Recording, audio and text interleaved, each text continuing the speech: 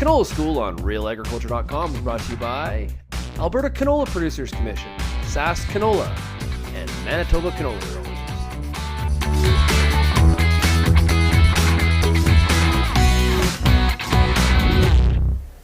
Okay, Sean Haney here with realagriculture.com. I'm at the Canola Discovery Forum in Canmore, Alberta, and right now I am joined by Dr. Curtis Rempel, Vice President for Crop Production Innovation with the Canola Council of Canada. Welcome. Okay, based on today's topic, we're talking obviously to the right person.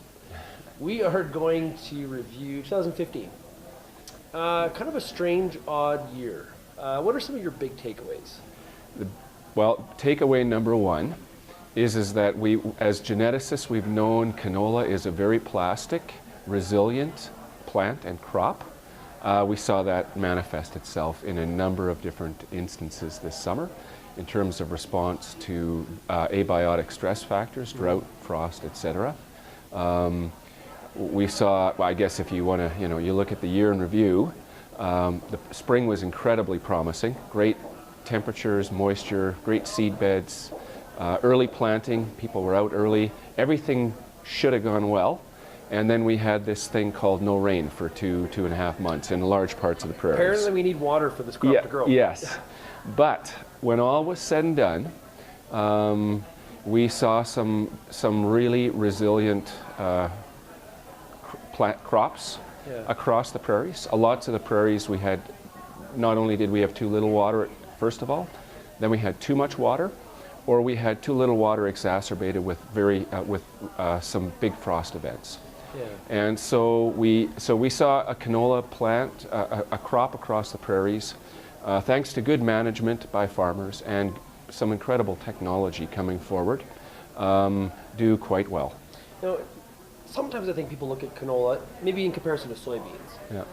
Canola is a pretty finicky crop, but maybe it's a little bit more resilient than we sometimes give it credit for. I think you're right with both. It's finicky, but it's also resilient.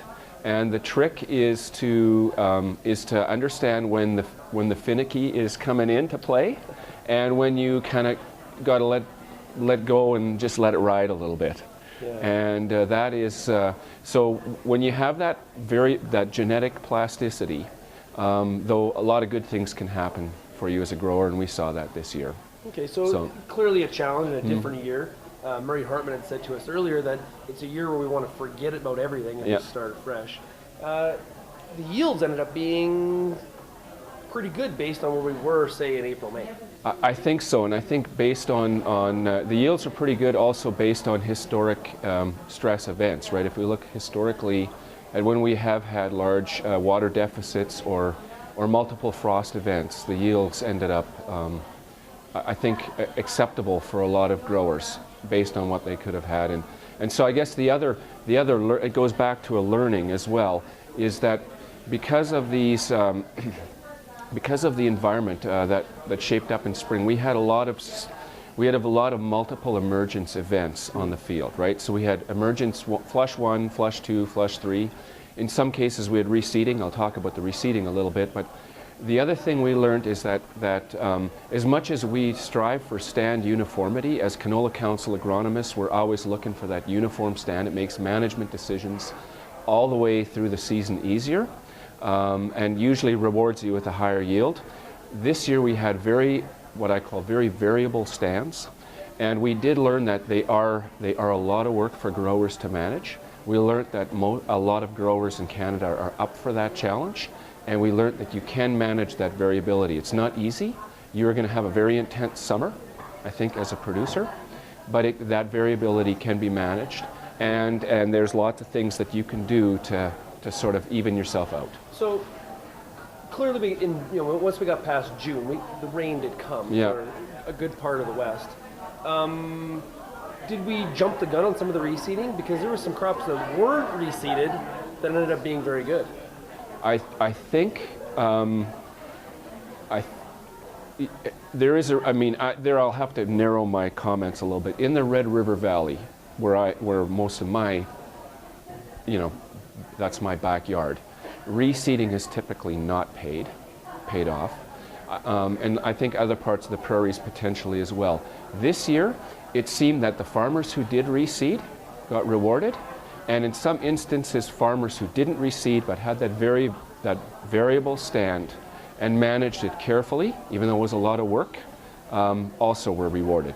So I think it's one of these years where you won either way, kind of, right? Although one, I think, was just much harder path than the other one. Well, it sounds like the moral of the story is in canola, you just can't lose. Yeah, yeah, yeah, to some extent. I wish it was that simple at times. Oh, it's not like that every year? No, no.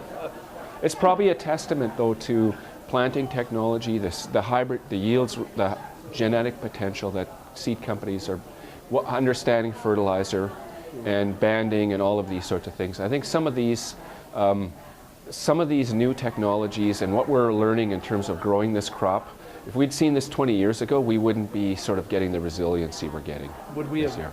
Do you think our attitude would have panicked a little bit more? I believe so. Like, are we up more for the challenges that come with growing canola?